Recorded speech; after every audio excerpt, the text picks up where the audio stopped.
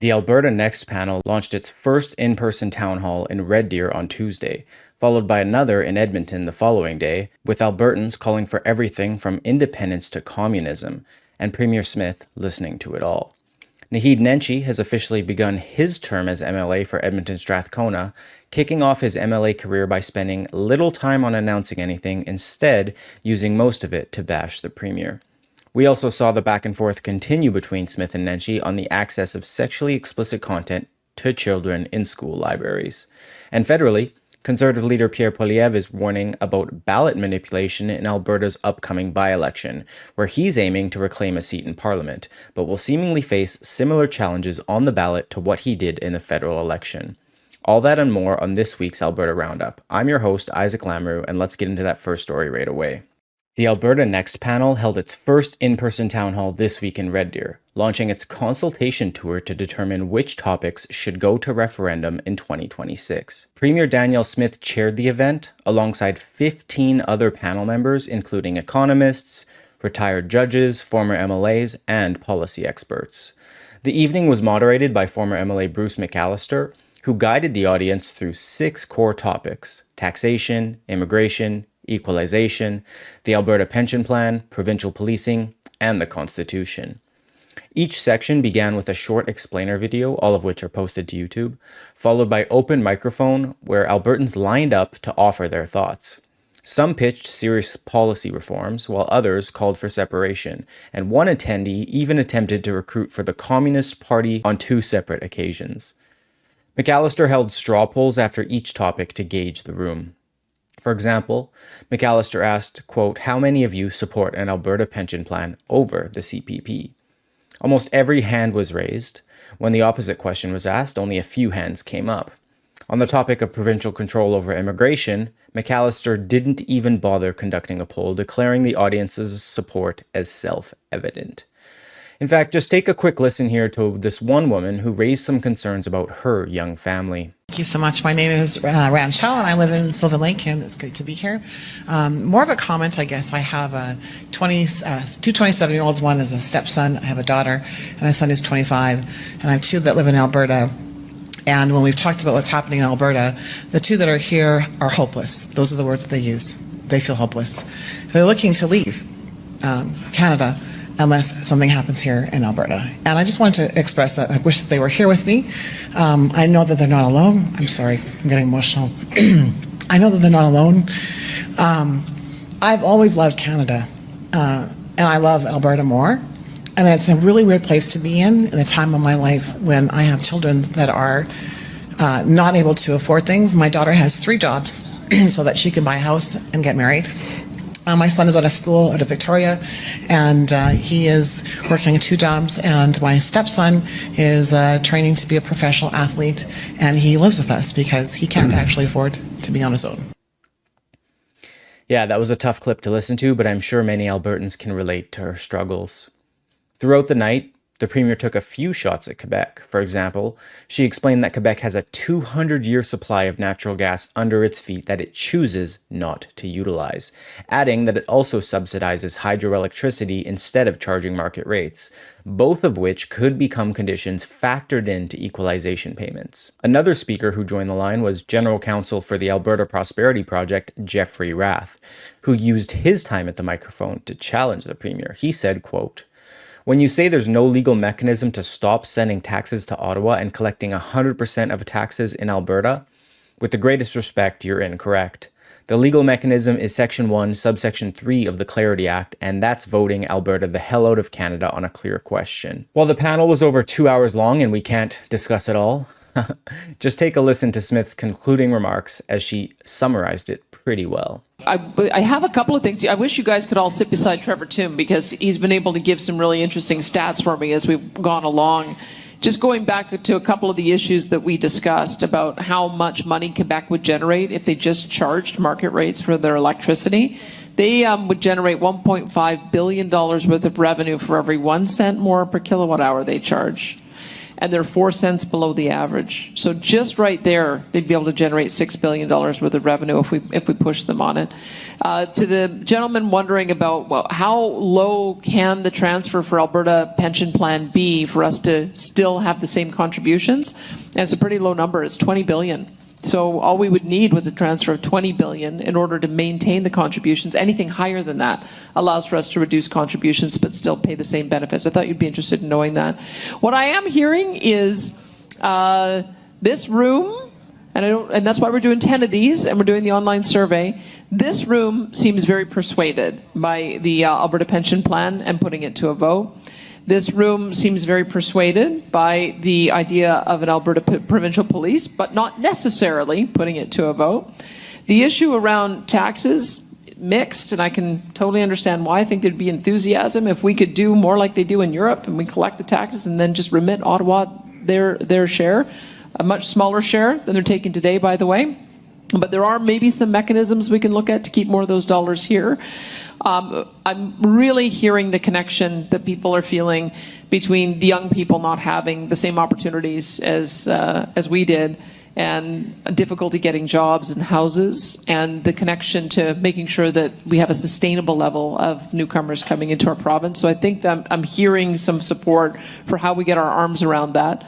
Some of the new ones that I had heard were the issue of supply management, creating our own Alberta version of supply management, maybe as a pathway to a market system, or maybe just because it would stick our finger in the eye of Quebec, because we do not get our share of quota. I think we have 12% of the population and we only get 7% of the quota. So that might be one we want to do a little consultation on.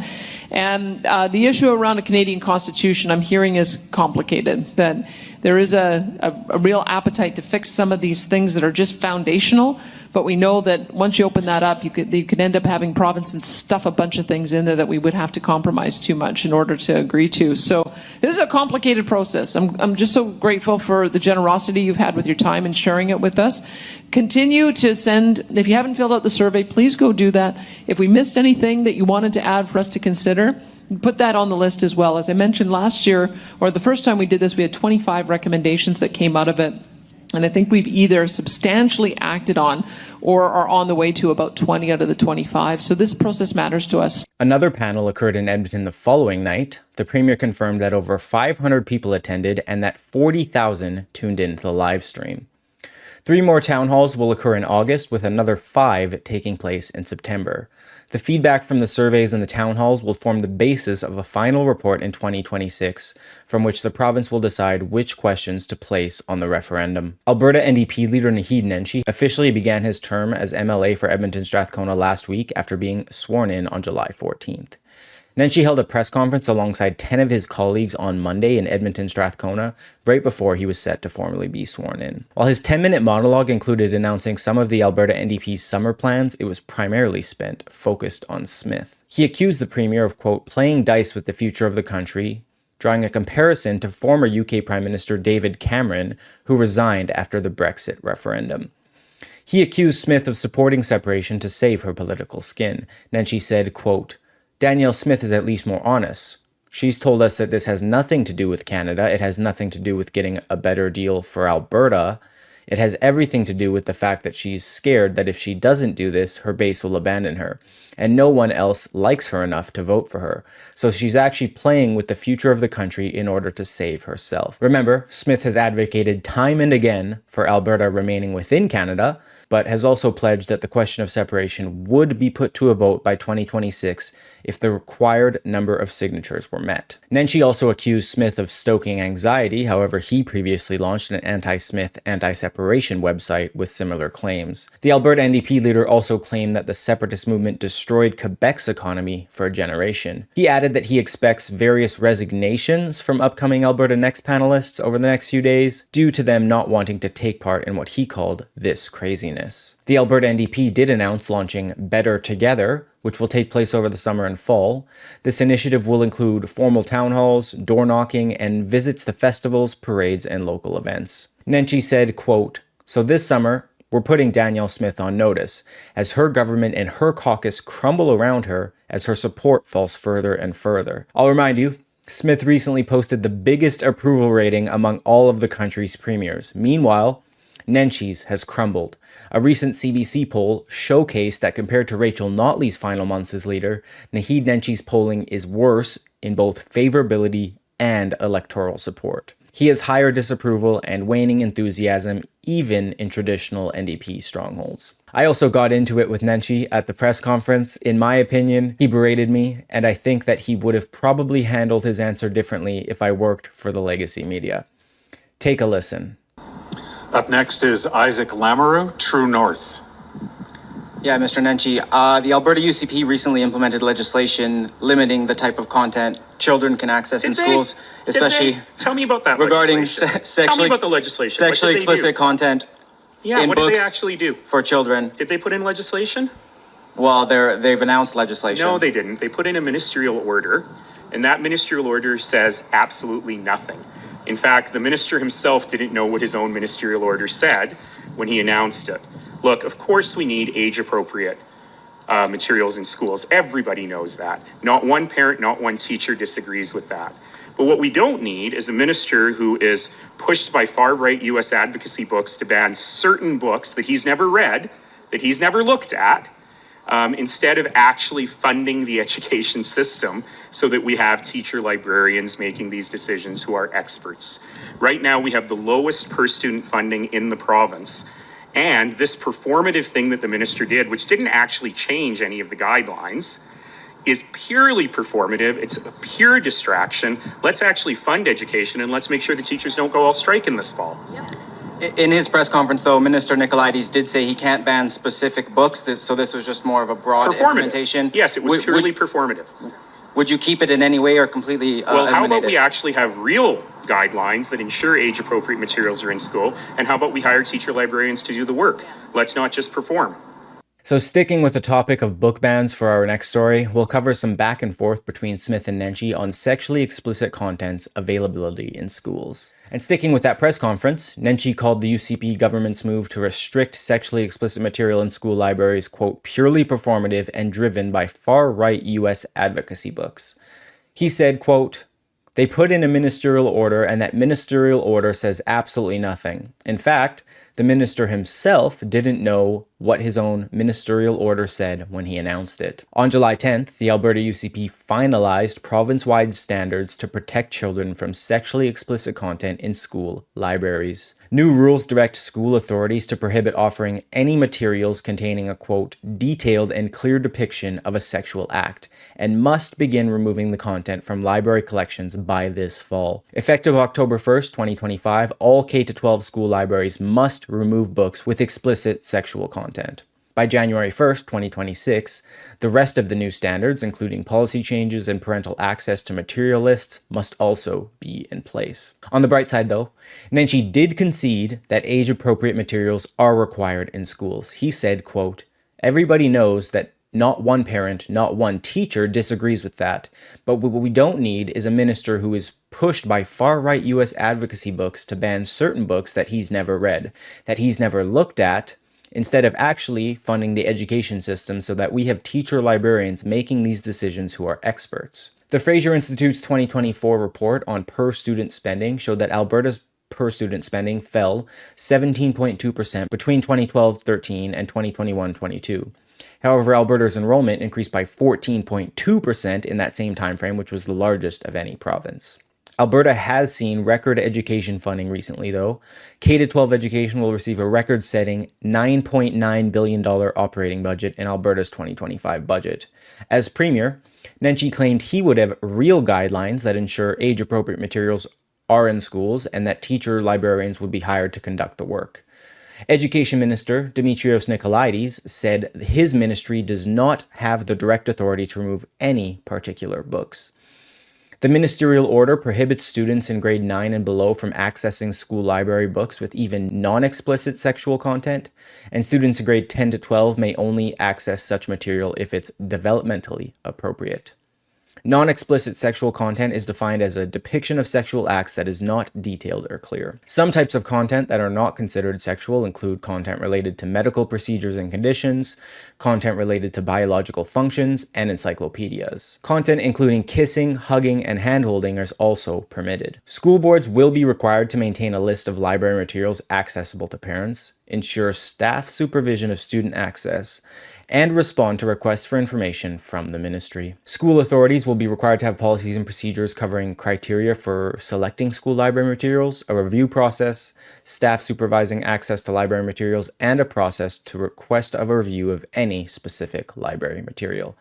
Nicolaides said he expects all school boards to follow through with the changes. He said in his 2 years as education minister that no school board has openly defied a government order, and it's not clear the levers at his disposal if enforcement is required. But now jumping to Smith and her most recent take on the book ban.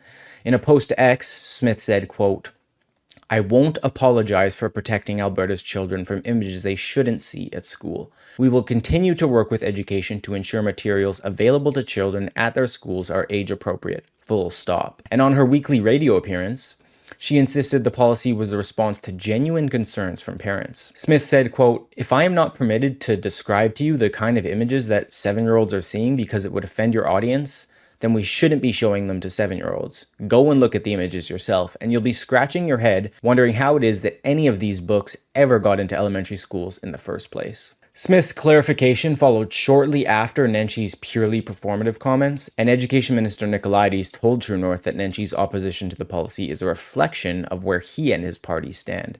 Nicolaides said, quote, "I feel as though member-elect Nenshi is angry that we are producing productive policy that protects kids, while at the same time making historic investments into our education system, like $8.6 billion to build or renovate 130 schools across the province, or the billions we have invested to address complex classrooms." As for those broader classroom challenges, Smith said her government is exploring better ways to support teachers and students dealing with aggression and complex classroom needs.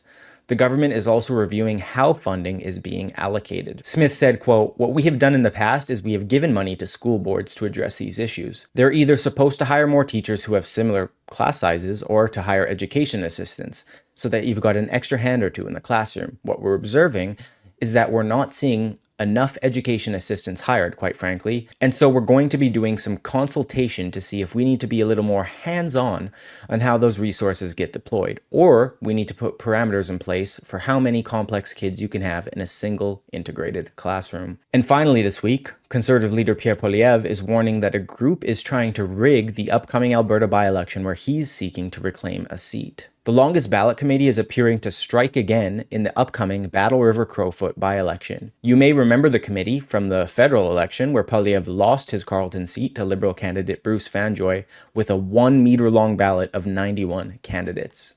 And Elections Canada previously warned the Liberals to stop ballot exploitation, but they didn't listen. The chief electoral officer warned the Liberals last year to amend the law and prevent ballot exploitation, however the call went unanswered. Elections Canada told True North the concerns remain. As for the upcoming by-election, over 50 candidates have already registered, and the group is hoping to push it to the hundreds. According to CTV News, Poilievre called the initiative, quote, "unfair and a scam." Another candidate, Michael Harris, called the committee a, quote, "mockery of the democratic process." He said, quote, "This flood of joke candidates doesn't just waste voters' time. It actively hurts serious independent and third-party candidates who are working hard to give this riding real alternatives to the status quo." The deadline for candidates to register is on July 28th.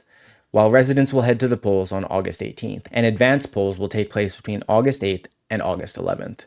That wraps up this week's Alberta Roundup. My name's Isaac Lamoureux. Have a great weekend. Thank you, and God bless.